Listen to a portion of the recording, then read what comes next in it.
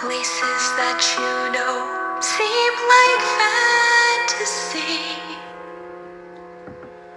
There's a light inside your soul that's still shining in the cold, with the truth, the promise in our hearts.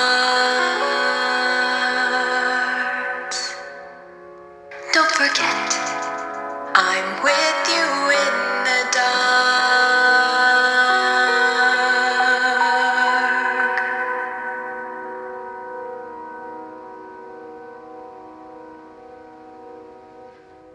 James, Henry, and Gordon were still miserable in the sheds.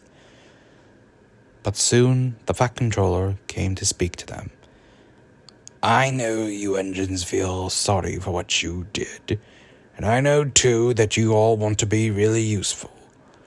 So, if I allow you to leave the sheds, will you promise not to complain about shunting your own coaches or bullying the other engines?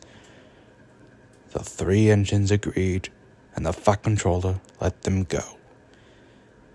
As a bonus, he allowed Thomas, Edward, and Percy to relax on the branch lines for a couple of days. Annie and Clarabelle were glad to see Thomas was back, and Thomas took Annie and Clarabelle out for a stroll. Edward and Percy played with the trucks, bumping them forwards and backwards. Edward took some trucks to the quarry, and Percy was left alone. After leaving his trucks in the sidings, Percy went onto the main line near the signal box to wait for the signalman to change the points for him to leave. Edward warned Percy to be careful on the main line and to whistle if an upcoming train was coming by. Percy didn't remember this. Because the signalman was too busy, he didn't notice Percy on the main line, so he set the line to clear. Then Percy blew his whistle in shock. There in front of him was Gordon speeding down the line and right towards him. "Oh!" screamed Percy. "Get out of my way!" screamed Gordon in the distance.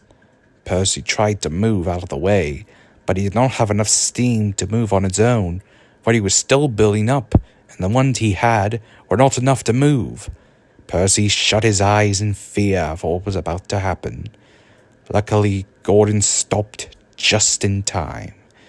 Percy was so scared, he shivered and then moved backwards.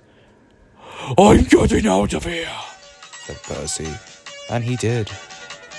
He was so scared, he ran right backwards up Gordon's hill and down the other side.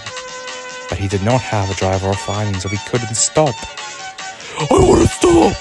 I want to stop!" said Percy. Luckily, a kind signalman switched the points so poor Percy could land in a siding.